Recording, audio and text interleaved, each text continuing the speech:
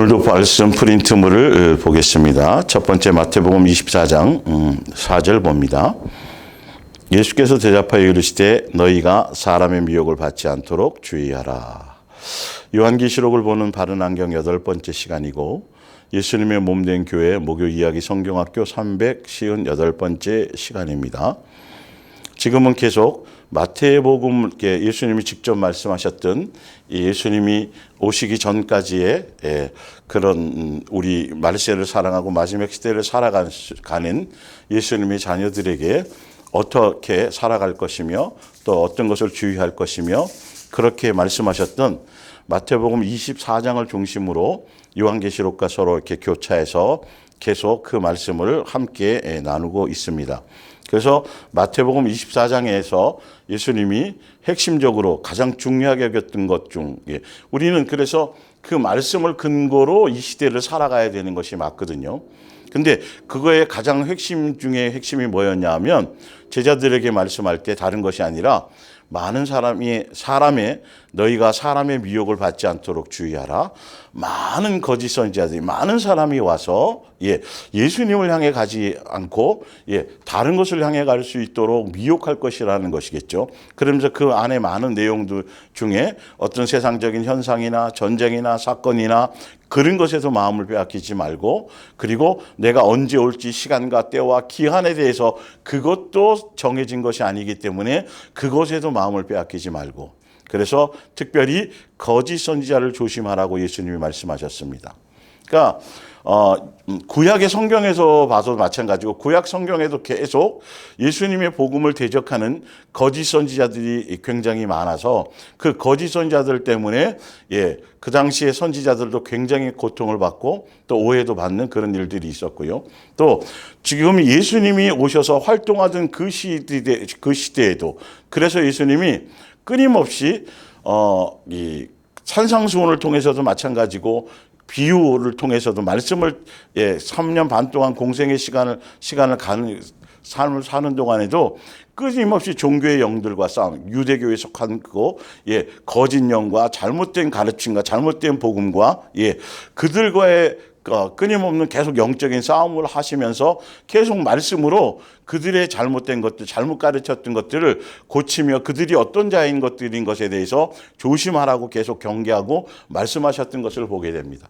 그리고 예수님이 죽고 부활하신 이후에 12제자들과 사도 바울과 기타 많은 그 제자들이 말씀을 전할 때에도 끊임없이 교회 안에 거짓 선지자와 거짓 교사들이 계속 방해를 하고 그래서 성경은 계속 그 얘기를 하고 있어요.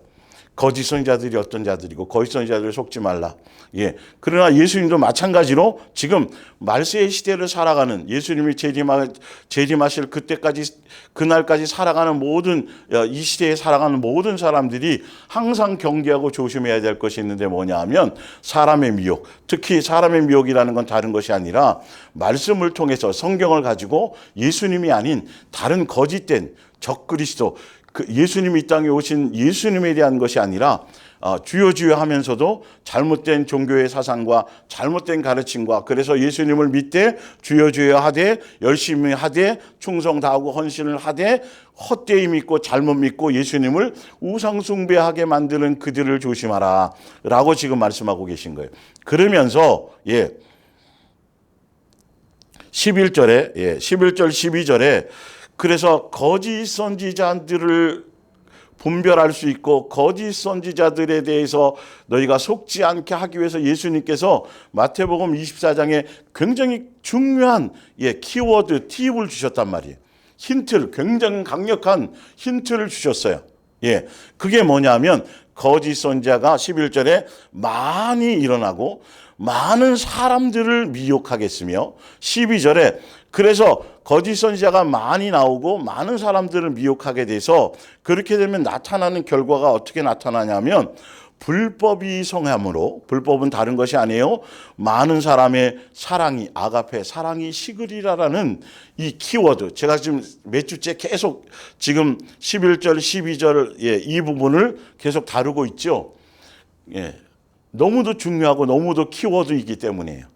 예수님이 마지막 시대를 살아가는 말세 시대를 살아가는 예수님에 속해 있는 자녀들에게 강력하게 말씀하시고 직접 공생의 삶을 통해서 사복음서의 수많은 비유들이 바로 그 당시의 종교 지도자들과 유대교에 속해 있었던 예수님을 잘 섬긴다고, 하나님을 아버지로 섬긴다고, 아브라함이 자기 조상이라고 하고 주여 주여 했었던 그들에 대한 잘못된 거짓 복음과 잘못된 가르침과 사단의 회에 속해서 사단의 종으로서 그렇게 쓰임받는 그들에 대해서 예수님은 비유를 통해서 그들의 가르침이 잘못되었고 그들은 이런 자들이고 그들의 열매는 이렇고 계속 말씀하셨던 것처럼 지금도 마태복음 24장에 특별히 더 이런 부분을 거짓 선지자에 대해서 말씀하고 있는데 그 거짓 선지자들을 따라가면 그 거짓 선지자들의 가르침을 받으면 다른 것이 아니라 마음에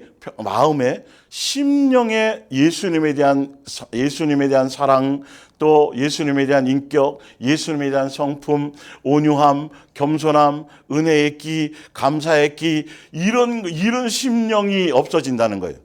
그게 점점 없어지고 주를 위해서 교회를 위해서 뭔가 헌신하고 충성하고 하고 정신없이 바쁘게 살아가면 살아갈수록 주여 주여 하면서 뭔가 하면 할수록 기도하고 한다고 수없이 기도하고 밤낮으로 새벽으로 기도하고 부르짖고 성경에 대해서 성경에서 공부해야 된다 그러면서 열심히 공부하고 큐티하고 하는데 중요한 건 여전히 세상 것을 사랑함이, 여전히 용서함이 없고 여전히 예수화되어져 가지 않고 여전히 말씀을 붙들고 살아가려고 순종하는 그 사랑의 열매가 없는 그것에 대해서 우리는 그 열매를 통해서 우리가 제대로 가고 있는지 진리의 길을 가고 있는지를 분별하라고 예수님이 강력한 키워드를 주셨단 말이에요. 그리고 많은 사람들이 지금 이 시대에 많은 거짓 선지자들이 활동하고 있다라는 것이죠. 그리고 또 많은 사람들이 지금 그 거짓 선지자들에서 미혹을 당하고 있다고 하기 때문에 이 말씀 그대로 받아들여야 돼요. 혹시 우리도 나도 그렇게 되어줄 수 있고 혹시 그렇지 않나? 그러면 성경에서 말씀한 걸 기준으로 점검하고 검사해봐야 될 거 아니냐는 거죠. 어떤 증상들을, 그런 부분들을. 그래서 요한일서 4장 6절을 볼게요. 우리는 하나님께 속하였으니 하나님을 아는 자들. 그래서 성경은 예수님께, 하나님께 속해 있느냐 마귀에게 속해 있느냐로 구분이 되어지는데 거짓 선지자에게 속하면 사랑이 식으리라는 거예요. 마음이 강팍해지는 거예요. 은혜의 끼가 없는 거예요. 남을 판단하고 남을 정죄하고 불평과 불명과 원망과 감사가 없어지고요. 심령이 굉장히 메말라진다라는 거예요. 은혜와 감사가 없어져 간다라는 것이죠. 은혜를 제대로 느끼지 못한다는 것이죠. 매일 이거 주세요, 저거 주세요, 이거 부족해요, 저거 부족해요 하면서 끊임없이, 그리고 다른 사람의 허물과 부정적이고 또 그 정이 없고 이런 것들이죠. 모든 것들이 삐딱하고 그대로 받아들여지지도 않고 판단하고 정죄하고 부정적이고 염려 이런 것들이에요. 그런 것들이 자꾸 생겨난다는 거예요. 예수님적인 인격과 마음의 생각, 성령의 열매가 그들의 심령의 생활 속에 또 입술에 열매가 그런 것이 나타나지 않는다라는 거예요. 볼게요. 우리는 하나님께 속하였으니 하나님을 아는 자는 우리의 말을 듣고 하나님께 속하지 아니하는 자는 우리의 말을 듣지 아니하나니. 그래서 예수님께 속해 있는지 마귀에게 속해 있는지 진리의 영에 속해 있는지 미혹의 영에 속해 있는지, 여기서 진리의 영이라는 건 바로 성령을 얘기하죠. 진리로 인도해 주시는 영, 예수님이 내가 곧 진리, 예수님이 진리시고요. 그래서 말씀이 육신이 되어 이 땅에 오셨는데 곧 진리와 은혜가 충만하더라. 그분이 곧 진리시고요. 또 성령님은 진리의 영이라 진리 대신 예수님께로 이끌고 간다고 성경은 분명히 말하고 있어요. 그래서 진리의 영은 예수님께로, 진리께로 이끌어 가는데 그 진리가 뭐냐면 바로 예수님만 사랑하라는 거죠. 그리고 그로 말미암아 서로 예수님이 주신 세 계명 안에서 서로 사랑하라라는 그 계명을 따라가게 만들고 그 계명을 얘기하고 그 계명 안에서 살아가도록 열매 맺도록 인도하시는 영이 바로 진리에 속한 진리의 영이고, 주여 주여 하고 뭐 귀신도 쫓고 능력도 행하고 열심히 충성하라 그러고 헌신하라 그러고 헌금도 많이 하라 그러고 뭐 정신없이 종교적인 열심을 부추기고 그렇게 하기는 하는데 결론은 예수님만 사랑하고 그들의 사랑하라는 계명 안에서 살아가며 예수님이 주신 내가 너희를 사랑하지 너희도 서로 사랑하라는 그 계명과 진리의 복음 안에 살아가며 그 열매 안에서 열매 맺도록 그 길을 얘기하고 그 방향을 제시하고 그 말씀 안에 살아갈 수 있도록 전달되지 않고 복음 전해지지 않는 거라면 그거는 잘못된 거짓 가르침이며 예수님의 삶의 적그리스도이고 거짓 선지자들의 속게 되는 거라는 거예요. 그래서 정확하게 말씀하고 있어요. 7절에 사랑하는 자들아 우리가 서로 사랑하자. 왜 사랑해야 되냐 하면 왜 새 계명을 따라가야 되느냐 하면 왜 새 계명 안에서 교회가 존재해야 되냐 하면 예수님의 몸된 교회는 아가페 사랑의 공동체라 일하기 위해서 모인 곳이 아니고 예수님만 사랑할 수 있도록 사랑의 열매를 맺을 수 있도록 예수와 되어져 가는 거예요. 그래서 그 말씀 온 거에 옆에 나와 있죠. 그래서 예수님 우리와 동행하시는 이유, 예수님 이 땅에 교회를 세우신 이유는 동행을 통해서 내 만족과 내 필요와 내 욕심과 내 기분과 내 감정과 멋대로 예수님과 동행하는 그것이 아니고 철저하게 말씀이 육신이 되어서 진리로 이 땅에 오셔서 그래서 예수님이 이 땅의 공생의 삶을 통해서 진리가 무엇인지 예수님이 살아가시는 공생의 삶의 모든 진리의 내용이 바로 그분이 사랑의 본체로 나타나시고 공생의 삶 자체가 뭐냐면 사랑의 열매를 맺게 하시고 십자가에서 사랑을 확증해 보여주시고 그래서 율법을 십자가의 사랑으로 완성해 주시고 그리고 우리에게 서로 사랑하라는 내가 너희를 서로 사랑한 것 같이 서로 사랑하라는 새 계명을 주고 가신 모든 삶의 모든 내용이 진리의 내용이란 말이에요. 사실은요. 그래서 봅니다. 사랑하는 자들 우리가 서로 사랑하자. 사랑은 그 위에 사랑은 하나님께 속해 있고 사랑하는 자마다 하나님으로부터 나서 하나님을 알고 사랑하지 아니하는 자는 하나님을 알지 못하나니 왜 그러느냐? 왜 그럴 수밖에 없느냐? 왜 사랑하지 않으면 안 되느냐? 사랑해야만 되느냐? 사랑에 속해야만 진리의 영은 바로 사랑하게끔 하는 영이고 사랑하도록 역사하는 영인데 그 영과 그것이 아닌 영과 그 영과 아닌 영을 그것으로 새 계명으로 구분이 되어진다고 말씀하세요. 그런데 왜 그러냐면 이유가 뭐냐면 예수님 자체가 삼위일체 하나님이신 그분 자체가 아가페 사랑의 본체와 본질과 본영이신 분이시다. 이거는 사단은 다른 많은 것들을 흉내낼 수 있어요. 그러나 아가페 사랑의 본체와 본질과 본영 이거는 흉내도 낼 수 없고 이거는 예수님만이 가지고 있는 세 분 하나님만이 특히 그중에 예수님만이 이 땅에 오셔서 보여주고 확증하고 가르쳐 주시고 그래서 예수님이 이 땅에 육체로 오셔서 보여주신 것이 아버지가 너희를 이처럼 사랑한다. 아버지의 사랑이 이렇다라고 그분의 삶의 공생의 삶의 모든 과정을 통해서 보여주신 거예요.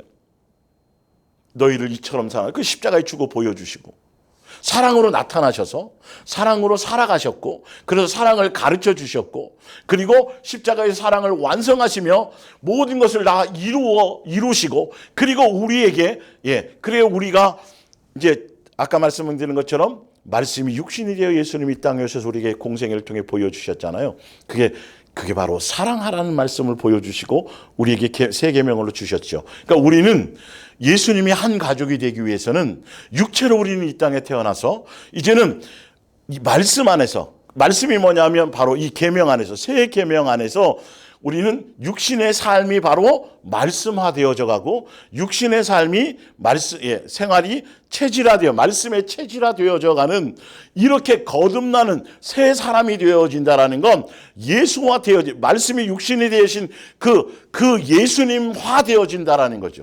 육체로 태어났지만 이제는 예수님을 통해서 말씀화되어지는 거예요. 자, 그래서 거기 정리를 좀 해놨죠. 예수님은 말씀이 육신이 되어 오셨지만 우리는 육신이 말씀화되어져 가야 되고 또 말씀이 체질화되어져 가야 되고 말씀이 생활화되어져 가는 그 길을 가는데 말씀이 체질화되어지고 말씀이 생활화되어지는 그 말씀의 진리의 삶의 내용이 뭐냐면 서로 사랑하라는 새 계명이라는 거죠. 이걸로 다 갈려져요. 성경은 그렇게 얘기하고 있어요. 그래서 내가 이것을 향해 가고 있는지, 이 안에서 살아가고 있는지, 지금 부족하고 잘 되지 않고 연약하고 넘어지고 실수도 하고 있지만 그러나 내가 정확하게 주파수를 예수님이 주신 새 계명을 이루고 그 계명 안에서 그것을 향해서 내 심령이 새로워지고 내 안에 마귀적인 요소, 시기와 질투와 분정과 다툼과 탐욕과 이런 것들을 다 계속 제거해 나가며 그 양육 안에서 예수님의 사랑의 인격, 사랑의 DNA로 성령의 열매로 새 사람으로 자꾸 바꾸어 가면서 열매 맺는 삶의 그 길을, 그 순종의 길을, 그 방향을, 그 목적을 향해 가고 있는지 없는지로 여러분들이 내가 진리로 속해 가고 있는지를 분별할 수 있다라는 것이죠. 그래, 정확한 예수님이 나와 동행하시는 예수 사랑 예수 동행이잖아요. 예수님의 몸된 교회, 그 기본의 말씀의 바탕이 그러기 때문에 정말 내 임의대로 내 욕심과 내 기분과 내 감정과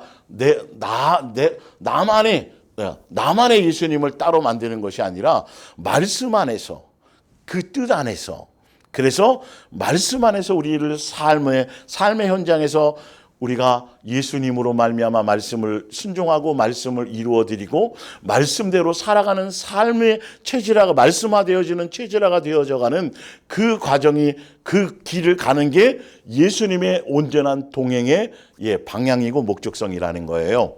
그래서 제대로 예수님을 만나서 진리의 양육을 받고 진리의 안에서 제대로 그 길을 가고 제대로 말씀 안에서 순종해서 가면 결과적으로 나타나는 건 다른 열매가 아니에요.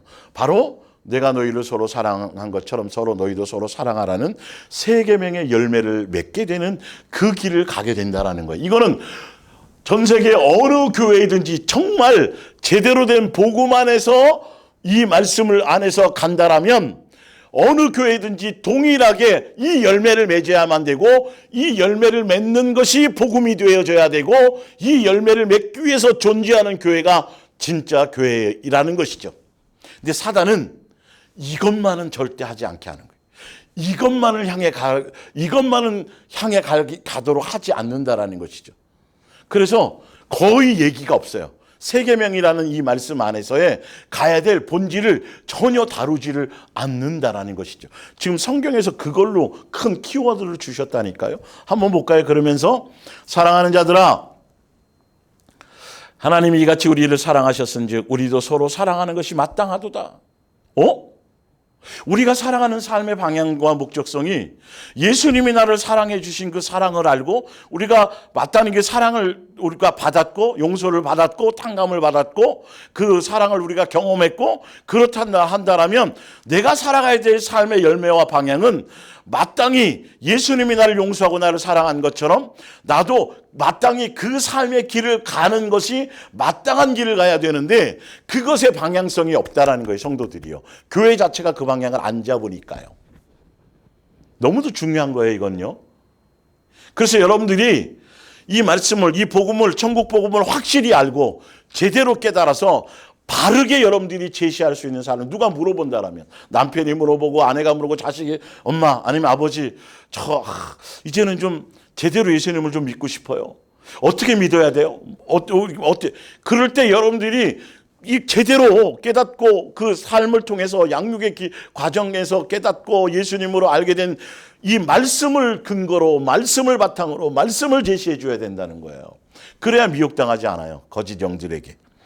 볼게요. 요한일서 3장 10절. 이러므로 하나님의 자녀들과 마귀의 자녀들이 드러나나니 무릇 의를 행하지 예수님의 뜻을 따라 다 가지 않고 말씀을 따라가지 않는 자나 또는 그 형제를 사랑하지 아니한 자는 하나님께 속하지 아니하니라. 그래서 그러면서 뭘 얘기해 주냐면 가인과 아벨의 사건을 바로 얘기해 주잖아요. 가인과 아벨. 가인과 아벨이 바로 형제를 사랑하지 않은 마귀에게 속했으므로 미혹당해서 형제를 사랑해야 되는데 형제를 죽였다면 예수님이 나타나셔서 너 왜 그 안색이 변했느냐고 말씀해 주시고 죄의 마음은 네 속에 있지만 너는 그 죄를 다스려야 돼. 그러면 분명히 말씀까지 해 주셨는데도 불구하고 서로 사랑하라는 계명을 어겼다라는 거죠. 그 열매를 봤더니 결론은 왜 그렇게 되었느냐? 가인은 뭐에 속해 있다? 마귀에게 미혹당했다. 그래서 마귀의 자녀인지 예수님의 자녀인지는 그 세 계명을 서로 사랑하라는 율법의 선지자의 대강령이었던 그 세 계명을 예수님 완성해 주셨던 그 세 계명을 삶의 현장에서 가장 가까운 가족과 이웃과 형제와 지체들의 삶의 안에서 그 열매를 맺느냐 안 맺느냐로 마귀에게 속해 있느냐 예수님께 속해 있느냐로 분별이 되는 것이다. 미혹의 영에 속해서 내가 미혹당해서 지금 살아가고 교회 안에 있지만 열심히 봉사하고 충성하고 어떠면 말씀도 전하는 목사로 살아가고 있지만 너가 지금 마귀의 종로를 타며 예수님의 종으로서 진리의 영에 속해서 마귀의 종로를 타며 거짓 영에 속해서 적그리스도로 그렇게 잘못된 가르침을 행하고 있느냐 아니면 진리의 영에 속해서 제대로 된 진리를 행하고 그것을 그 길을 따라가고 있느냐의 구분의 기준점은 바로 서로 사랑하라 새 계명 그 말씀 안에서 그 말씀을 붙들고 그 열매를 향해서 가고 있는지 안 하는지. 왜? 예수님은 바로 사랑이시기 때문에. 그래서 예수님께 속하면 예수님께 속했다라는 건 사랑에 속했다라는 뜻이다. 근데 마귀는 그게 아니라는 거예요. 주여 내가 주의 이름으로 귀신도 쫓고요. 예수님의 이름으로 했대잖아요. 선지자 노릇도 하고요. 복음도 제가 막 전하고 했걸랑요. 그랬는데 예수님은 내가 너를 도무지 알지 못한다. 불법을 저질렀다. 불법을 저질렀다는 아까 말씀을 드렸죠. 뭐예요? 너 안에 사랑에 대한 계명과 사랑에 대한 열매와 사랑을 향해 가는 그 방향이 아니었다라는 거죠. 자기의 자기 자랑 속에 속아서 마귀적인 결론은 그거란 말이에요. 주여 제가 이렇게 대단한 일을 했어요라는 거죠. 그러나 사랑에 속해서 사랑의 열매를 맺는 사람들은 절대 그런 얘기를 할 수 없어요. 왜 그러냐면 붙어 있음으로 절로 맺게 해주시는 거기 때문에 예수님으로 말미암은 거기 때문에 자기의 뭔가를 드러내거나 자기의 의나 자기의 선이나 자기로 말미암은 어떤 얘기도 할 수가 없는 거예요. 이걸로 달라지는 거라니까. 이건 굉장히 수없이 제가 여러 번 이 부분을 설명드렸었죠. 그런데 그래서 사랑해야지 내 자식이야. 그래서 그 세 계명 안에 살아가고 세 계명 안에 있고 사랑의 열매를 맺는 그 삶의 방향을 가고 그래야 내 자식이고 내게 속해 있는 거야. 그래야 나를 알 수 있어. 예수님이 본체와 본질과 본영이 그분의 창세전부터 사랑이신 그 세 분 하나님의 그 사랑의 본체와 본질과 본영이셨던 그분들이 우리를 향한 사랑으로 천지를 창조하시고 우리 한 가족으로 맞이하기 위해서 천지를 창조하시고 예수는 십자가에 죽을 것을 예비하셨던 그 모든 천국 복음의 스토리가 깨달아지고 알아지고 그래야 순종의 길과 열매의 길을 갈 수 있는데 교회에서 반쪽짜리만 전하고 그리고 끊임없이 사명과 사역과 헌신과 일을 해야 돼요. 충성해야 돼요. 그러면서 서로 경쟁하게 만들고 네가 잘났네 내가 잘났네 하게 하고 그리고 자기 의와 자기 목에 힘주고 이렇게. 여러분 교회를 빨리 분별하시라니까요. 지금 계속 말씀하고 있잖아요. 자, 요한 2서 1장을 봅니다. 1장 4절 뭐라고 되어 있는지 요한 2서 1장 4절 거짓 선지자가 많이 일어나서 많은 사람을 미혹하겠다라고 말씀하시고 그래서 불법이 성해지고 많은 사람이 사랑의 식으리라고 말씀해 주신 이 키워드를 가지고 지금 거짓 선지자들에 대한 것들을 더 자세하게 설명하고 있는 거예요. 요한 2서 1장 4절 부인의 자녀들이 하나님의 명령에 따라서 진리 안에서 살아가고 있다라는 것을 알고 나는 매우 기뻐합니다. 예수님이 명령하신 것을 따라서 뭘 안에 살아가고 있어요? 진리 안에서 살아가고 있어서 기뻐돼요. 자, 그러면서 예수님의 명령을 따라서 진리 안에 살아가는 것서 기쁜데 예수님의 명령을 따라서 진리 안에 살아가는 내용이 뭔지를 보세요. 바로 사랑하는 부녀이니여, 나는 여기서 다시 한번 그대에게 깨우쳐 드리고 싶은 것이 있습니다. 뭐냐 하면 바로 서로 사랑하라는 것입니다. 이 말씀은 하나님께서 처음부터 우리에게 주신 옛 계명입니다. 구약에서부터 십계명 안에 있었던 말씀들이라는 것이죠. 그래서 예수님이 오셔서 이걸 이루고 완성하셨던 것이죠. 그리고 우리에게 새 계명을 주신 거죠. 6절에 그러니까 구약의 십계명이나 예수님이 오셔서 이 땅에 새 계명을 이루신 그 계명의 본질은 바뀐 적이 없어요. 사실은요. 6절에 만일 우리가 하나님을 사랑하고 있다면 하나님께서 명령하신 것은 무엇이든지 기쁜 마음으로 순종해야 할 것입니다. 그러니 하나님께서 처음부터 우리에게 명령하신 대로 서로 뭐 하십시오? 사랑하십시오. 하나님께서 위에 예수님께서 우리에게 명령하신 대로 진리 안에 살아가고 있는 것을 보니 기쁘다고 말하면서 다시 한번 거듭 강조해 드리는데, 그 진리 안에 살아간다는 진리의 내용이 뭐냐 하면 서로 사랑하라는 거예요. 근데 진리이신 예수님이 이 땅에 오셔서 공생애를 통해 보여주셨던 진리의 내용, 진리의 생활의 삶의 내용이 뭐냐 하면 아가페 사랑의 완성이라는 거예요. 아가페 사랑의 나타나심이었고, 사랑을 가르쳐 주셨고, 사랑을 십자가에서 확증해 주셨고, 사랑을 십자가에서 완성해 주시고, 그리고 우리에게 주고 가신 게 예수님의 공생의 삶의 전부가 사랑의 나타남과 가르침과 완성과 우리에게 주신 새 계명 안에 있다라는 것이죠. 그러니까 그 길을 따라가는, 서로 사랑하는 이 삶의 이 길을 따라가고 있는 여러분들은 진리를 따라가고 있다라는 걸 얘기를 하고, 그러면서 뭐라고 했냐면 7절에 거짓 지도자들을 주의하십시오. 수많은 거짓 지도자들이 사방에서 활개치고 있습니다. 그들은 예수 그리스도께서 우리와 같은 몸으로 가진 사람으로 이 땅에 오셨다는 것을 믿지 않습니다. 그들은 진리를 거역하며 그리스도를 대적하는 자들입니다. 이 부분에 대해서는 너무도 굉장히 많이 설명을 드렸죠. 예수님께서 이 땅에 오셨다라는, 육체로 오시는 것이 바로 아가페 사랑의 나타나심이란 말이죠. 그리고 살아간 삶의 모든 여정이 뭐였다? 공생의 삶이 사랑의 나타남과 사랑의 가르치심과 사랑의 확증이고 사랑의 완성이었다라는 거예요. 그걸 우리에게 보여주시고 가신 것이죠. 그런데 그것을 향해 가지 않도록 하는 것이 바로 적그리스도라는 거예요.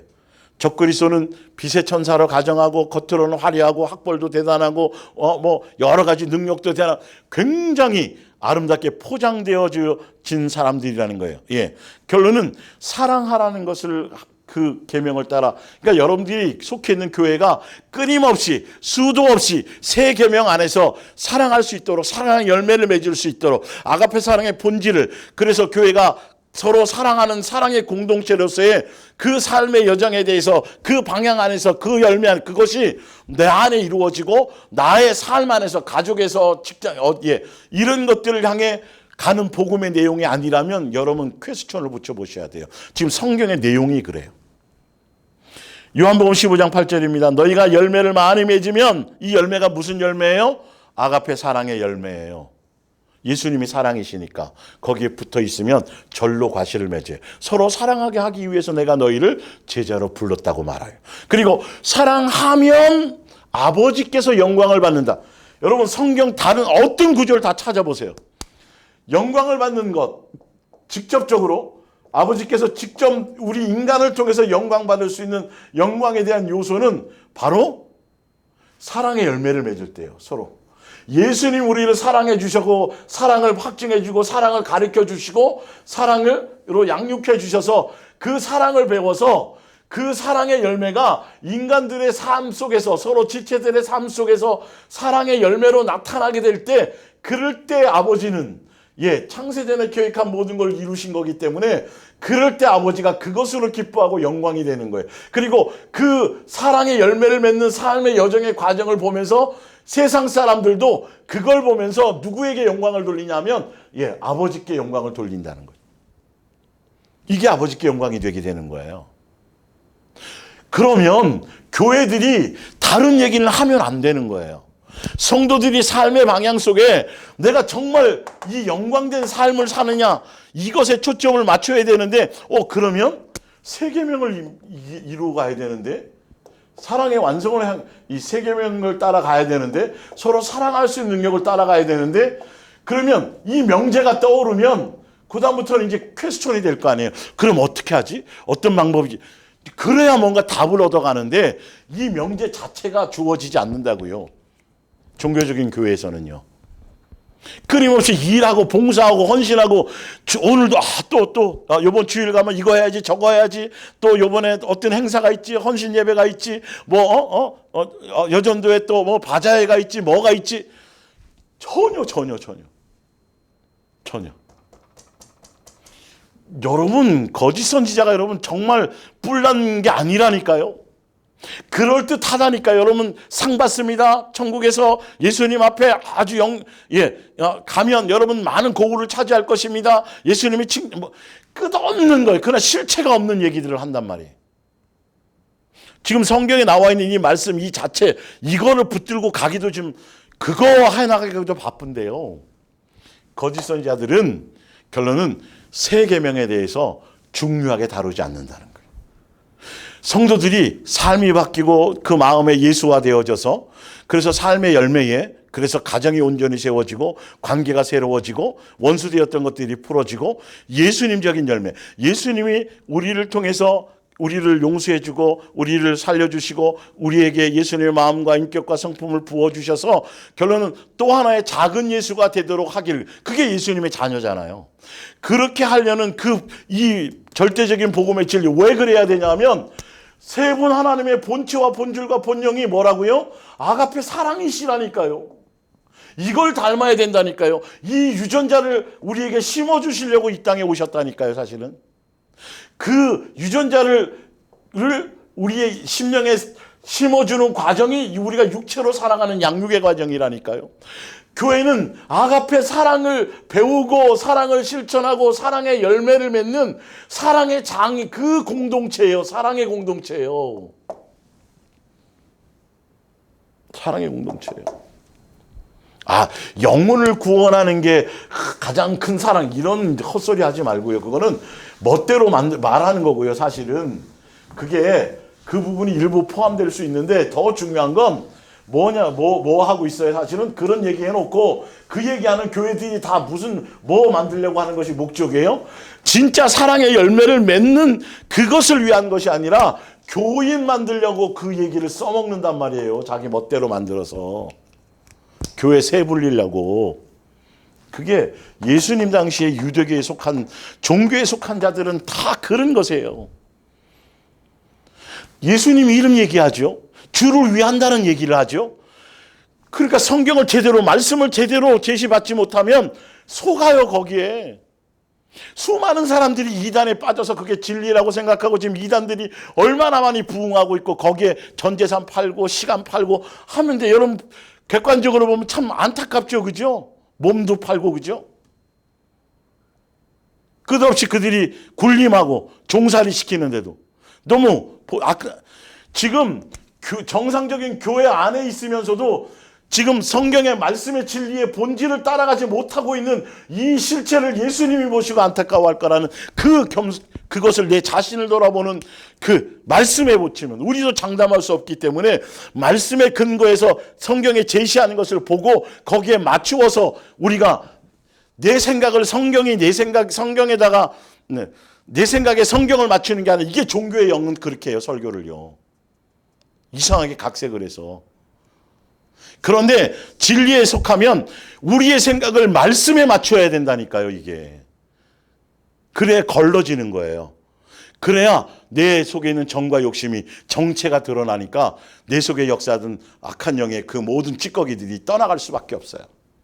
진리가 내 안에 들어가면 빛이 들어가서 내 안에 거짓의 영이 오래 자리를 잡을 수가 없어요. 확실히 알고 있거든요. 그래서 내 마음에서 나를 속이고 막 이간질하고 내 속에서 막 해도 진리의 말씀을 정확하게 알고 있으면, 빛이 들어가면 안 속거든요. 거기에 미혹에 안 넘어가거든요. 그러니까 떠나가는 거예요. 말씀 듣다가 말씀이 깨달아지는 순간에도 귀신은 떠나갈 수 있어요. 사실은요. 그게 다시는 들어오지 않아요. 그렇게 가면요. 그래서 지금 이제 마태복음 24장 중에 11절과 12절을 지금 몇 주째 계속 강조해서 왜 그러냐 하면 이걸 너무도 가볍게 하찮게 여기니까 교회 성도들이 그래 하나님은 사랑이시라 그래서 끝없이 사랑한다고 그리고 일방적으로 반쪽에 하나님이 우리만 사랑했다만 자꾸 얘기해 주니까 그리고 멋대로 믿어도 되는 것처럼 복음을 그렇게 가르쳐 놔버렸으니까 방종으로 자꾸 간단 말이에요. 아니에요. 예수님이 우리를 사랑하신 건 맞아요. 우리를 사람 만드시고 천지를 창조하신 그 근원이 사랑에 나타나시며 사랑 안에서 이루어진 거예요. 십자가에 죽으심은 확증이고. 그런데 중요한 건 왜 우리를 사랑해 주신지를 이걸 얘기를 안 한다니까요. 왜 사랑하셨냐면 너희가 내 가족이 되려면 내 자녀가 되려면 내 사랑을 배워야 돼.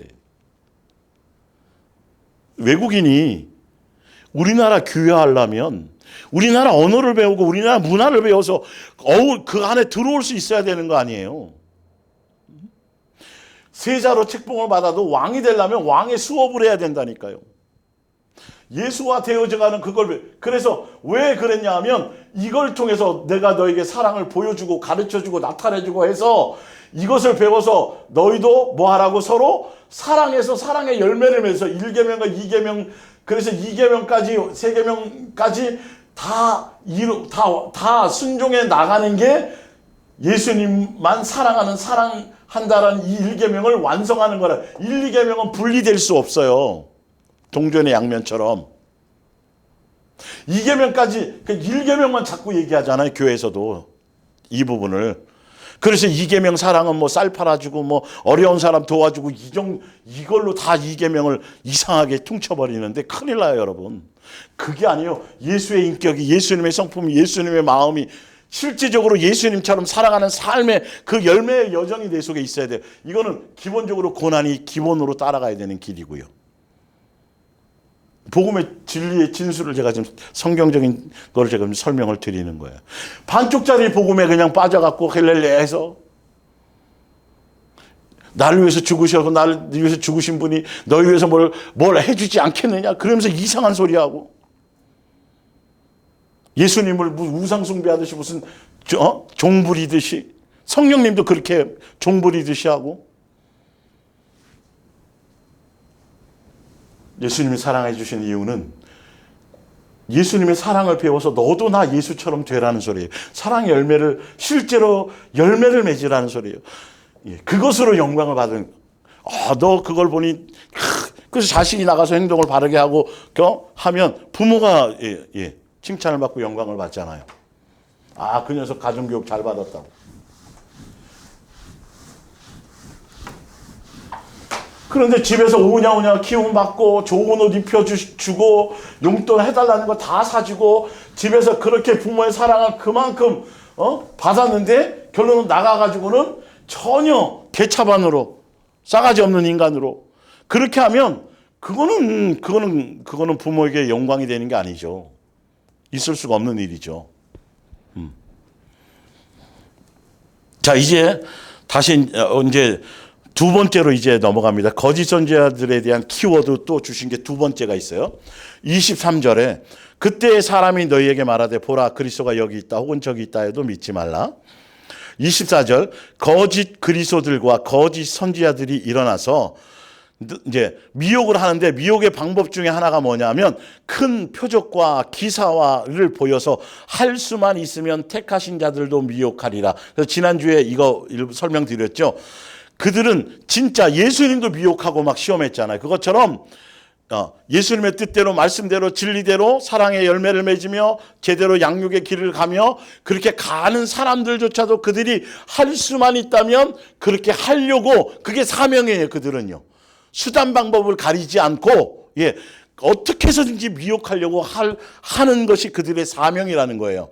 그러기 때문에 근데 그 말은 무슨 말이냐 하면 그들이 그렇게 작정하고 하려고 해서 한다 할지라도 하게 되면 다 미혹시킬 수 있다라는 뜻이 아니라 그렇게 할지라도 미혹당한다는 보장은 있다라는 게 아니고 그래서 성경은 뭐라고 말하냐, 왜 미혹당하지 말라고 말했냐 하면 예수님의 뜻 안에서, 예수님의 법 안에서, 예수님의 사랑 안에서 진리의 길을 제대로 순종해가는, 뜻대로 말씀대로 순종해가는 사람은 미혹당하지 않는다는 소리예요. 그거 보세요, 그 밑에. 그러나 분명한 것은 이 말이 성도들을 반드시 미혹시킬 것이라는 의미가 아니고 성공 여부에 대해서는 알 수 없다는 의미를 함축하고 있다. 따라서 만약 택한 자, 예수님의 뜻대로 사랑하는 자를 얘기한다 그랬죠. 예수의 참 제자들의 말씀과 기도로 뜻 안에서, 말씀 안에서 그렇게 가면, 단단히 무장해 가면, 예수로 전신갑주를 입으면, 진리 안에서 예수님이 정신 차리고 깨어있고 준비해 가라는 그 말씀대로, 다시 함축해서 말씀드리면 예수님의 사랑 안에 있으면, 그렇죠? 내가 너희 안에, 너가 내 안에. 그렇죠? 이건 사랑 안에라는 뜻이라고 제가 말씀드렸어요. 예수로 옷 입고, 예수로 밥 먹고, 예수로 살아가는 것. 요한복음 6장에 있는, 이 길을 가는 사람들은, 그래서 예수님이 미혹을 조심하라 그러고, 미혹당하지 이렇게 너희도 시험할 것이니까, 뭐 하라? 내 안에 거하라. 준비하고 있으라. 항상 깨어 있으라. 예수님 안에 있으라. 사랑의 안에 있으라. 새 계명 안에 있으라. 그 얘기를 하고 계신 것이죠. 이게 핵심인 거예요. 사실 핵심 중에 거짓 선지자들이 그걸 얘기하고 있고요. 그러면서 이제 표적과 큰 표적과 이것도 흉내 낼 수 있어요. 이런 것들은요. 사랑은 흉내 낼 수 없지만 큰 표적과 기사, 이적 뭐 이런 것들이죠. 귀신이 쫓겨나가는 것부터 시작해서 여러 가지 흉내 낼 수 있어요. 거짓으로. 그래서 뒤에 보면 이제 거짓 표적이라고까지 나오는데 표적이 거짓말이라는 소리가 아니라 이것들을 통해서 거짓 복음, 이걸 이용해서 진리를 선포하는 도구가 되는 게 아니고 미혹하려는 그 미혹의 도구와 수단으로 표적과 기사와 이적이 이용되기 때문에 거짓 표적이라고 얘기하는 거예요. 자, 봅니다. 요한복음 6장 26절 예수께서 말씀하셨습니다. 내가 진정으로 말한다. 너희가 나를 찾아온 것은 내 이적의 뜻을 깨달았기 때문이 아니라 내가 너희에게 먹을 것을 배불리 주었기 때문이다. 너희는 썩어 없어질 양식을 얻으려고 애쓰지 말고 영원한 생명에 이르게 하는 양식을 얻으려 애써라. 무슨 말이냐면 예수님이 그 위에 옆에 정리되어 있죠. 이 표적과 큰 표적을 보여주든 기사가 나타나든 이적이 나타나든 어떤 이런 것들이 내 삶에 나타나더라도 이것을 위한 목적으로 이 큰 표적과 기사와 이적은요 사실 알고 보면 이 세상에 살아가는 삶 속에서 내 만족과 내 필요를 채우는 하나의 수단적인 요소가 굉장히 많거든요. 이게 사실은요.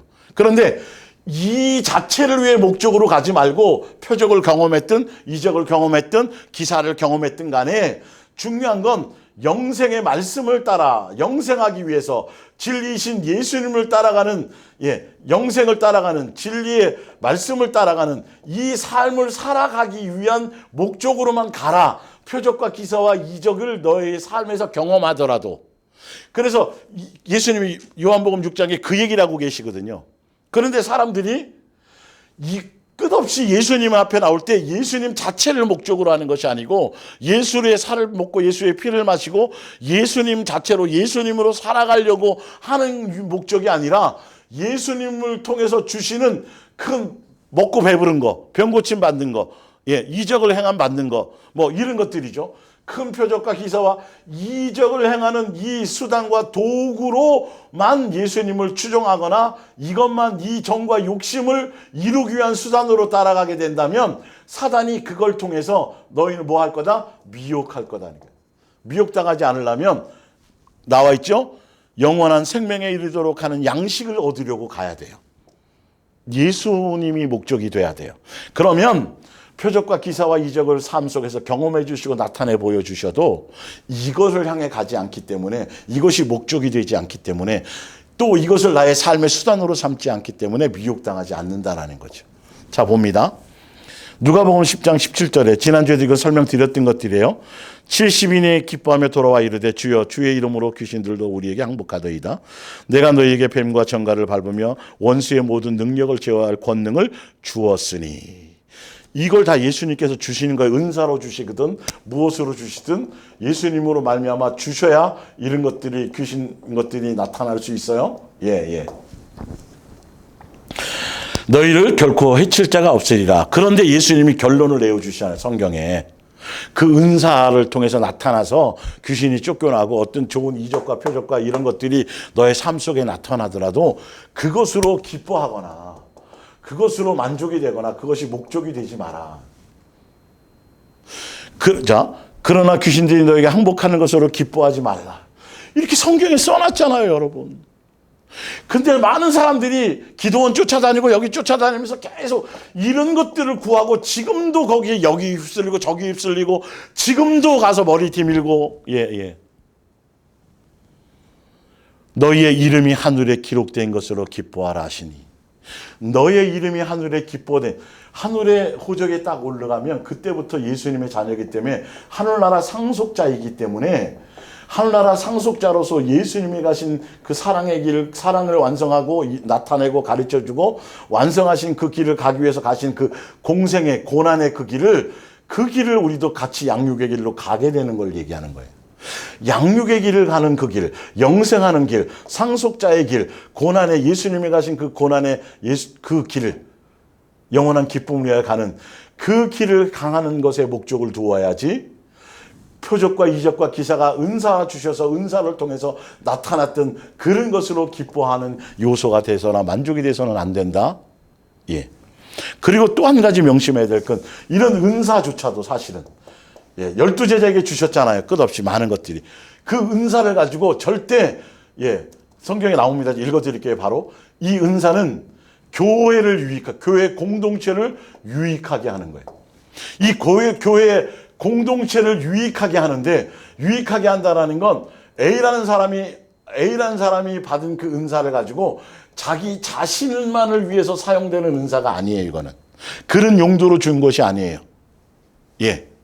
그러니까 귀신 쫓고 뭐 하고 뭐 능력 행해서 뭔가 표적이 드러나서 병도 고쳐주는데 그걸 통해서 자기가 영광을 받고 자기가 유익을 취하는 도구로 주신 것이 아니라 그걸 통해서 다른 사람을 다른 지체를 섬기라고. 그래서 또 섬김받은 그 사람인 또 A라는 이 사람은 섬김을 하고 끝나는 것이 아니라 다른 지체가 가진 은사를 통해서 또 이 사람은 또 섬김을 받게 되는 거예요. 서로 유기체적으로 이렇게 돌아가도록 이렇게 되어져 있어요. 그러니까 이 표적과 이적과 능력에 대한 이것들에 대한 성령의 은사로 나타나는 이런 것들에 대한 용도를 예수님이 왜 주셨고 어떻게 사용해야 되는지를 성경을 통해서 제대로 알게 되면 사단이 이런 표적과 이적과 능력으로 뭐 해도 미혹하려고 뭘 꼬셔도 사기 안 당하는 거예요, 여러분. 절대 사기 당하지 않아요. 다단계부터 시작해가지고 무슨 뻥튀기 튀겨준다는 기타 수많은 내 속에 돈에 대한 욕심, 내가 일확천금을 노리는 그 정과 욕심이 없다라면 어떤 모양으로 와서 나를 꼬셔도 미혹당하지 않은 거죠. 돈에 사기 당하지 않은 것처럼 똑같은 원리예요. 성경에 나와 있어요. 근데 이걸 무시해요. 이걸 얘기해 주지 않아요, 제대로. 볼게요. 고린도전서 12장 4절에 하나님께서는 우리에게 여러 가지 특별한 재능을 은사를 주셨어요. 그러나 그 모든 것은 다 한 성령에서 온 것이고 하나님을 섬기는 직책은 여러 가지지만 우리는 다 한 주님을 섬기고 있습니다. 7절에 성령께서는 교회 전체의 유익을 위하여 사랑의 공동체를 위하여서요. 이 은사 가지고 예언의 은사든 병고침의 은사든 어떤 것 가지고 그것 가지고 자기가 자기 혼자의 유익을 위해서 그것으로 자기 영광을 취하고 그것으로 자기 밥벌이 수단하는 그래서 영성원 개인적인 영성원 이런 우리 한국에 한 70년대 80년대 기도원 산에 미어 터졌죠. 이때 굉장히 많은 미혹들이 있었어요. 이거는 교회의 유익을 성경에 제시하고 있잖아요. 그리고 그 은사 갖고 자기 밥벌이 수단이나 자기가 영광 받거나 그래서 은사 나타나거나 가서 기도원이나 이런 그 사람들이 보면 안 그런 사람도 있지만 보면 반말 찍찍해 가면서 막 함부로 사람들 대하고 자기가 대단한 뭔가를 가진 것처럼 군림하려고 하고 굉장히 많았어요. 여러분들. 그래서 세상에서 하다가 사업하다가 안 되고 막히고 막 힘들면 많이 기도원 찾아갔잖아요. 그때 가서 나무 뿌리 좀 흔들고 그죠? 기도원 찾아갖고 막 하면 기도받다 보면 주의 종이 돼야 된다고. 이래서 목사 된 사람이 굉장히 많아요, 여러분. 예수님이 안 불렀는데 여기 속아가지고. 성경을 본질을 아셔야 돼요. 자, 볼게요. 13절. 그리스도의 몸의 지체를 이루는 우리들 가운데는 유대인도 있고 이방인도 있고 노예도 있고 자유인도 있습니다. 그러나 성령께서는 우리를 한데 연결시켜 한 몸으로 만들어 주셨습니다. 어느 지체 하나만 두각을 나타내라고 아니고 높낮이가 계급이 있는 것이 아니라 서로 사랑할 수 있는 사랑의 공동체가 되게 하도록 하기 위해서 많은 여러 지체를 주고 그 지체마다 뭘 주시고 은사를 주셔서 서로 유익을 줄 수 있는 그게 교회예요. 자, 봅니다. 21절 눈이 손더러 너는 내게 쓸모없어라고 말할 수 없습니다. 또 머리가 발더러 너는 내게 필요 없어라고 말할 수 없습니다. 그리고 가장 약하고 별로 중요하지 않게 여겨지는 지체가 실제로는 가장 필요한 부분입니다. 25절 이것은 지체들이 행복하게 되고 그 지체가 서로 돌보아 주도록 하기 위한 것입니다. 이걸로 서로 내 은사가 대단해? 네 은사가 대단해? 예수님 저 사람만 저런 은사 주고 저는 왜 이거 주세요? 이런 게 나타나고 그런 게 생성된다면 그거는 그 안에 사단의 영이 귀신의 영이 틈타 있는 거예요. 예수님이 그건 높낮이가 아니거든요. 그건 누군 좋고 뭐는 나쁘고 그거 아니거든요. 이게. 그 믿음의 분량에 맞게 합당하게 손가락으로 발가락으로 뭐 눈으로 입으로 그렇게 예수님이 알아서 그 교회에 유익을 주기 위해서 전체가 다 같이 영광을 받고 다 같이 열매를 맺게 하기 위해서 성령님께서 알아서 합당하게 주신 건데 자기 욕심이 발동을 하면 자꾸 자기에게 준 것으로 만족하지 못하고 남들은 그것도 없는 사람도 있는데 자기가 보기에 저게 더 좋은 것 같으니까 계속 이거 자꾸 다른 거 구하다가 귀신 들리는 경우 굉장히 많았어요. 산기도 같은 데 가가지고요. 은사 막 주시고 능력 주시고 병 고친 능력 주시고 막 굉장히 많았어요, 여러분. 왜 어떻게 잘하냐고요? 뭐 이건 개인적인 거 얘기할 필요 없고요. 하여튼 봅니다. 26절 그러기에 한 지체가 고통을 당하면 모든 지체들이 함께 고통을 당하고 한 지체가 영광을 받으면 모든 지체가 즐거워하는 것입니다. 27절 말하자면 여러분이 모두 함께 모여야 비로소 그리스도인의 한 몸을 이룰 수 있다는 말입니다. 비록 여러분 하나하나는 따로 떨어져 있으나 모두가 몸에 없어서는 안 될 지체들이라는 것입니다. 로마서 12장 4절이에요. 우리 몸에 많은 지체가 있듯이 그리스도의 몸에도 교회에도 많은 지체가 있다라는 거예요. 있습니다. 우리가 바로 그리스도의 지체들입니다. 그리스도의 몸은 우리 모두가 한데 모일 때 하나의 완전한 몸을 이룹니다. 우리 각 사람이 서로 다른 지체의 기능을 담당하고 있기 때문입니다. 그러므로 우리는 서로가 서로에게 속해 있으며 각 사람은 다른 모든 사람을 필요로 하고 있다는 것입니다.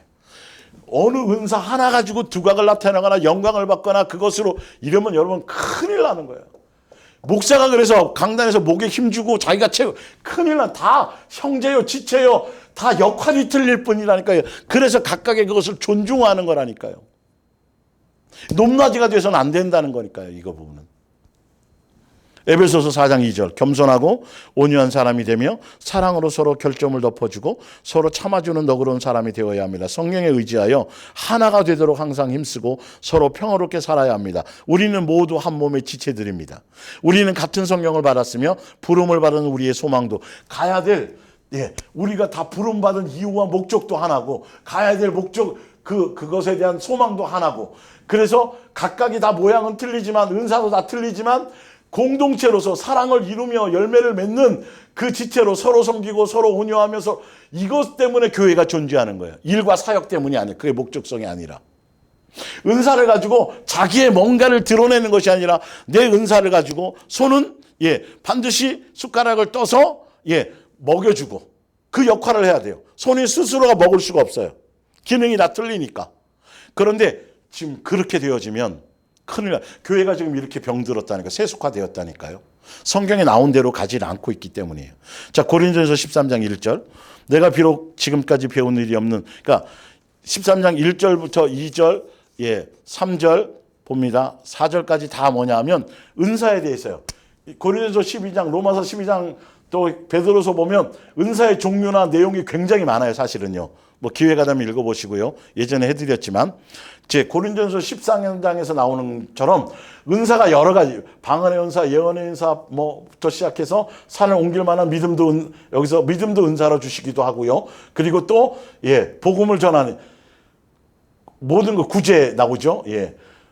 모든 재산을 팔아서 구제해주고, 그리고 또 복음을 전하다 순교당하고 화형당하는 거, 이 모든 이런 것들이 다 은사에 포함되는데, 이런 은사와 성령의 열매, 사랑의 열매, 성령의 열매와는 별개일 수 있다라는 것이 조심해야 돼요. 그러니까 내 안에 예수의 인격, 사랑은 뭐냐면 내 안에 예수님의 사랑의 DNA, 예수님의 인격, 예수님의 성품, 예수님의 마음이 없이도 방언을 말할 수 있고요. 없이도 구제할 수 있고요. 없이도 전도할 수 있어요. 그러다 순교당할 수도 있어요. 성경이 그 얘기를 하는 거예요. 이거는 그 자체를 위해서 주신 것이 아니에요. 사랑의 열매를 맺으라고, 밑에 있는 이 은사들을 통해서 아가페 사랑의 열매를, 성령의 열매를 맺고 예수님의 인격과 마음과 이것을 배우고 깨닫고, 그래서 예수와 되어져가는, 그러니까 예수와 되어 사랑의 열매에 맺는 그 사람이 되어지라고 예수님이 말씀하고 있는데, 많은 사람들은 고린도전서 12장 13장에 나오는 것처럼 은사의 목적지를 두고 있다고요. 종교적인 교회가요. 은사만 강조하지 사랑의 열매를 강조하지 않아요. 그리고 사랑의 열매의 본질과 어떻게 해야 사랑의 열매를 맺는지도 전혀 제대로 자세하게 삶의 열매로 나타나도록 설명하지 못하고 제시하지 못해요. 성경에 나와 있는데도요. 사실은 끊임없이 그래서 은사를 강조해서 은사를 부러워하게 만들어요. 그리고 그 은사를 가진 사람을 부러워하고 그 사람을 어떻게 해요? 높여요. 그 사람 자체가 대단한 것처럼 잘못된 방향으로 가요. 그러니까 교회가 귀신이 틈타서 데리고 놀아가기가 굉장히 쉽죠. 표적기 나타나고 은사가 나타나고 막 그 일들을 통해서 오히려 사단이 가지고 놀기가 더 쉬워요, 교회가. 그래서 예언의 은사가 있는 사람 찾아가가지고, 사실은 진짜 성경에서 말하는 예언의 은사는 고린도전서 14장에 나오는 거예요. 말씀을 깨달아서 말씀을 제대로 전달하는 게 예언의 은사거든요. 단순하게 미래에 뭐 어떻게 알아 뭐 알아, 이거는 조심해야 될 영이고요. 알아도 그건 설명해 주셔서 되지도 않고요. 그 기능을 쓰면 그 무당이 되는 거예요. 예수 무당이 되는 거예요. 이 성경이 자세하게 써 있는데도 그 길을 가지 않는 거죠. 자, 오늘은 조금만 더 하고 갈게요. 그래서 성경에서 예수님이 그 부분에 대해서 표적과 이적과 능력, 거짓 표적과 이적, 사단에게 미혹당하지 않아. 사단은 사람의 그 정과 욕심의 마음을 알고 표적과 이적과 능력을 통해서 그를 뭐 한다? 미혹하려고 하는 거예요. 근데 일단 근데 거기에 미혹당하는 사람이 어떤 사람이 미혹당하느냐? 아까 설명했잖아요. 예수님이 그래서 표적을 따라가지 말라고 말씀하셨잖아요. 영생을, 진리를, 예수님을 따라가라고 예수를 옷 입고 했는데, 그런데 표적과 기사와 이적의 그 거짓 표적과 거짓 이적의 사람들이 미혹당하는 사람들이 따로 있어요. 이걸 분명히 아셔야 해요. 성경에 나와요. 자, 어디에 나오냐면 2페이지에 밑에서 세 번째 베드로 후서 2장, 다음 주에도 좀 해주겠지만 오늘 얘기할 결론부터 먼저 하고 할게요. 너희는 지금 그로 하여금 그의 때에 나타나게 하려 하여 막는 것이 있는 것을 아나니 불법의 비밀이 이미 활동하였으나 적그리스도 거짓 선지자가 활동하였으나 지금은 그것을 막는 자가 있어 그 중에서 옮길 때까지 하리라. 8절에 그때의 불법한 자가 나타나리니 주 예수께서 그 입의 기운으로 그를 죽이시고 강림하여 나타나심으로 패하시리라. 악한 자의 나타남은 사탄의 활동을 따라 모든 능력과 표적과 거짓 기적과 불의의 모든 속임으로 멸망하는 자들에게 있으리니 이는 그들이 진리의 사랑을 받지 아니하여 구원함을 받지 못함이라. 이러므로 하나님이 미혹의 역사를 그들에게 보내사 거짓 것을 믿게 하시면 진리를 믿지 않고 불의를 좋아하는 모든 자들로 하여금 진리에 대한 사모함이 없는 자들이, 예수님에 대한 말씀에 대한, 예수님에 대한 그것이 진리에 대한 사모함이 없는 자들이 그것 때문에 그래서 종교심으로, 종교형으로 가득 차 있는 자들이, 자기 정과 욕심으로 가득 차 있는 자들이, 그들이 미혹의 대상에, 표적과 이적에 다 넘어가 버린다는 거지. 그것을 달라는 거죠. 그것을 그러니까 사도행전에도 보면 바울이 안수하니까 방언을 막 말하니까 그 능력을 팔라고 했던, 그런 거와 마찬가지예요. 그래서 성경에서 얘기하는 거짓 표적과 이적과 능력에 속지 않고 또 거짓 선지자들의 행태에 속지 않으려면 성경에서 말하는 본질에 대해서 몇 구절만 읽고 마치겠습니다. 고린도후서 12장 4절에 어쨌든 나는 낙원으로 올라갔고 거기서 인간의 능력으로나 말로는 도저히 그려낼 수 없는 놀라운 사실을 들었습니다. 그러나 그 내용 또한 아무에게도 말할 수 없도록 금지되어 있습니다. 낙원을 갔었어요, 사도 바울은요. 그런데 예수님이 그런 얘기 하지 말라고 얘기했어요. 5절에 그 일이야말로 내게는 크나큰 자랑거리이기도 맞죠. 하지만 내놓고 떠들고 다닐 마음은 없습니다. 내가 자랑하고 싶은 것은 다만 내가 나약한 인간이라는 것과 내가 낙원까지 갔다 왔어도 내 신분과 내 어떤 이런 것들이 그것이 달라지는 건 아니에요. 그런 체험을 했다 그래서요. 은사가 있다 그래서 내 본질이 달라지는 건 아니에요. 자, 나약한 인간이라는 것과 이런 나를 당신의 영광을 위해서 불러주시는 하나님이야말로 얼마나 위대한 분인가를 아는 것입니까? 내가 영적인 것을 체험하고 제대로 은사를 받은 정상적인 길을 가는 사람은 예수님의 은혜와 사랑이 크다는 것밖에는 남는 게 없어요. 그걸 자랑하지 않아요. 그걸로 자기가 대단하다고 착각하지도 않아요. 나 같은 인간에게 왜 이런 큰 은사를 주셔서 내가 감당하지도 못하겠나이다. 차라리 걷어가 이게 맞는 거예요. 사실 알고 보면. 6절에 내가 비록 이런저런 자랑을 한다 해도 그것이 모두 사실이니 어리석은 자가 되지 않을 것입니다. 그러나 사람들이 나를 내 생활과 설교에서 실제로 보고 들은 것 이상으로 과장할까 싶어 그만두겠습니다. 이게 간증을 하잖아요. 간증을 해서 사람들이 은혜 받고 이렇게 하죠. 그러면 그걸 들은 사람이 다른 사람에 전할 때 뻥튀기 되어져 가는 거예요. 점점점 그게 불어나요.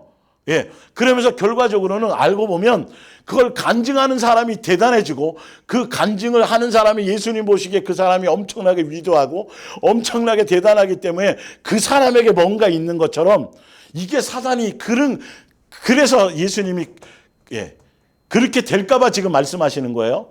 바르게 있는 진리 안에서의 영의 활동은, 은사의 활동은 자기를 드러내지 않아요. 예수님이 그런 걸로 사용하게 만드시지 않아요. 볼게요. 그러나 사람들이 나를 내 생활과 설교에서 실제로 보고 들은 것 이상으로 과장할까 싶어 그만두겠습니다. 그러니까 다만 이 말을 덧붙여 두고 싶습니다. 하나님께서는 내가 그 놀라운 경험 때문에 교만해질까 봐, 1차적으로는 그 사람이 교만해질까 봐 그 능력과 은사와 이걸 주시고도요, 예수님은 진짜 안전장치를 주신다든지 그 사람에게 경고해 주신다든지 뭔가 해 주시는데, 그런데 그것을 무시하고 분명 성경은 그렇게 말하고 있는데도 자기가 대단한 것처럼, 자기 것인 것처럼 그것으로 자기가 목에 힘주고 자기를 드러내고 그 은사를 자랑하고 그 은사를 높이고 그렇게 한다라면 그거는 마귀에게 미혹된 은사자인 거예요. 은사가 중요한 게 아니에요. 사람들이 나를 내 생활과 다만 이 말을 덧붙여주고 싶습니다. 하나님께서 내가 그 놀라운 경험 때문에 교만해질까 봐 내 몸에 가시로 찌르는 것 같은 병을 주셨다는 사실입니다. 이 병은 사단의 사자가 되어 내가 교만해지지 않도록 나를 괴롭히고 고통을 주었습니다. 표적이 나타나든 능력이 나타나는 이적이 행하든 삼층천을 갔다 왔든 천국과 지옥을 경험했든 그것들을 통해서 자랑하거나 드러내거나 자기를 높이려고 하거나 뭔가 다른 소스로 사용하고 있다면 그건 미혹된 사람이에요. 자, 사도행전 3장 10절을 봅니다. 그가 베드로입니다. 성전 미문에서 안진뱅이를 내게 금과 은은 내게 없으나 나사렛 예수 이름으로 명하여 걸으라 해서 안진뱅이 걸었죠. 심히 놀라게 여기지 말라. 12절에 예, 베드로가 이것을 보고 백성에게 말하되 이스라엘 사람들아 이 일을 왜 놀랍게 여기느냐. 베드로가 안지명에 고쳤는데 그 일을 대단하게 생각지 말라는 거예요. 그 말은 뭐냐면 베드로를 대단하게 여기지 말고 더 중요한 건 놀랍게 여기질 필요가 없는 게 예수님은 전능하시기 때문에 사람이 했다라고 하면 놀라운 일이겠지만 그건 예수님이 한 거기 때문에 놀라울 일이 아니다. 그러니까 내게 주목하지 말라 이 뜻이라고요. 그러니까 사람들은 왜 이 일을 놀랍게 여기냐. 우리의 개인의 권능과 경건으로 이 사람을 걷게 한 것처럼 왜 우리를 주목하느냐. 그 이름을 믿음으로 그 이름이 예수님의 이름을 믿었기 때문에 그 이름을 예수님의 이름의 능력으로 말미암아 그래서 자 너희가 보고 아는 이 사람을 성하게 하니라. 예수로 말미암아 난 믿음도 예수님으로 말미암아 난 믿음이에요. 너희 모든 사람 앞에서 이같이 완전히 낫게 하느냐. 베드로는 전달을 했고 그 사람이 그 말을 듣고 일어나면 그 말을 듣고 믿어져서 일어날 수 있을 것 같아서 일어났단 말이죠. 근데 그 믿음, 예수님의 이름을, 예수 이름을 준다 그랬단 말이에요. 그 이름을 듣고 그것이 믿음으로 생겨질 수 있도록 그것이 원인이 된 것이 바로 예수님이었다라는 거죠. 그러니까 사도인 베드로가 거기에 끼일 자리가 없다라는 거예요. 그게 진짜 제대로 된 은사를 가진 사람이 예수님으로 말미암아 진리에 속한 사람의 은사를 나타내고 사용되어지는 결과물은 그렇게 나타나지게 돼 있다라는 거예요. 사도행전 14장 봅니다. 루스라에 발을 쓰지 못하는 한 사람이 앉아 있는데 나면서 걷지 못하게 되어 걸어 본 적이 없는 자라. 바울이 말하는 것을 듣거늘 바울이 주목하여 구원받을 만한 믿음이 말씀을 전하고 있는데 그 사람이 여기 병에서 노인바 될 수 있는 뭔가 생겨나는 것을 사도 바울이 아는 거예요. 그에게요. 만한 믿음이 그에게 있는 줄을 보고 큰 소리로 이르되 내 발로 바로 일어서라 하니 그 사람이 일어나 걷는지라.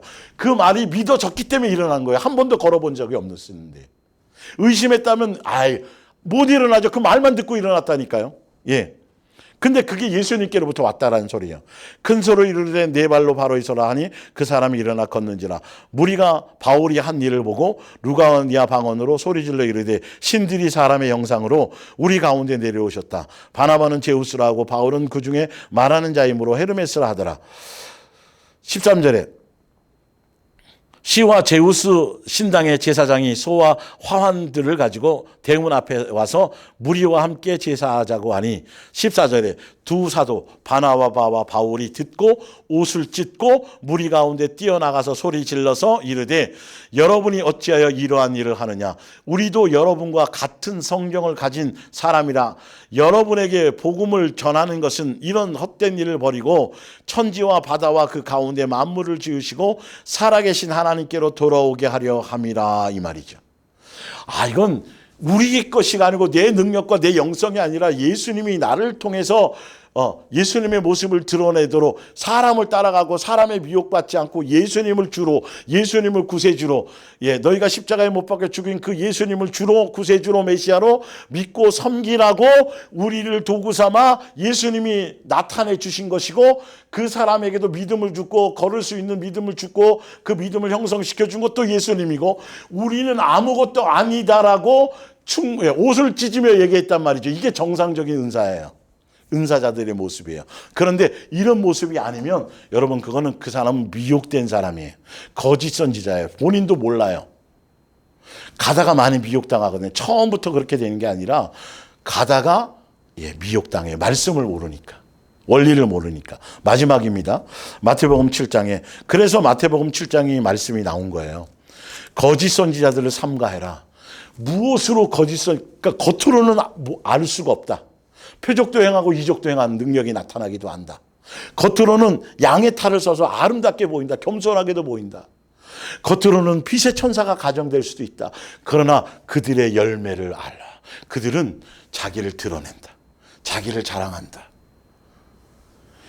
예수님에 대한 사랑과 공경과 경외와 사랑의 열매가 전혀 없다. 자기의 것을 자랑한다. 자, 거기서 한절을 삼가라. 양의 옷을 입고 너에게 나가나 속에는 노략질하는 일이라. 표적과 이적을 행하고 은사를 나타내는 의도와 목적이 다른 거야라는 거예요. 18절에 못된 나무가 아름다운 열매를 맺을 수 없나니 그들의 속에는 잘못된 것이 들어있기 때문에 아름다운 열매가 나타날 수가 없어요.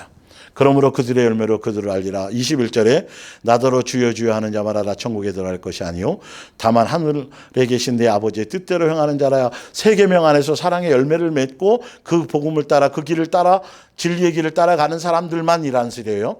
22절 그날에 많은 사람이 거짓 선지자들에 속아서 좁은 길이 아니라 넓은 길로 가는 많은 사람들이 나더러 이르되, 거짓 선지자들이 얘기하는 거예요. 주여 주여 우리가 주의 이름으로 선지자 노릇하며 주의 이름으로 귀신을 쫓아내며 주의 이름으로 많은 권능을 행하지 아니하였나이까 하리니 그때에 내가 그들에게 밝히 말하되 내가 너희를 도무지 알지 못하니 불법을 행하는 자들아 내게서 떠나가라.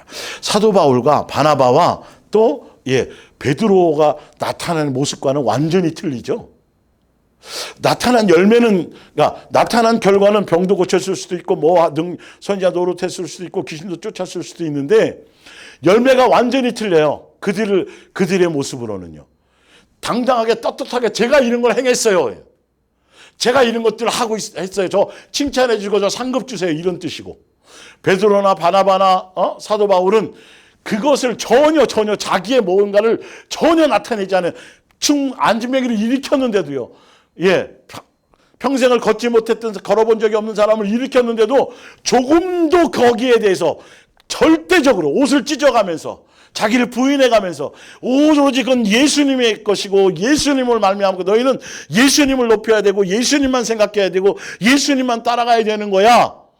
그런 거예요. 그런데 그게 아니라 자기를 높이고 자기를 자랑하고 군림하고 자기 은사를 자랑하고 하는데도 표적과 이적과 능력을 통해서 진리를 사모하지 않고 예수님에 대한 공경과 경외가 없고 말씀에 대한 온전한 사모함이 없는 사람들은 이 거짓에 속아간다는 거예요.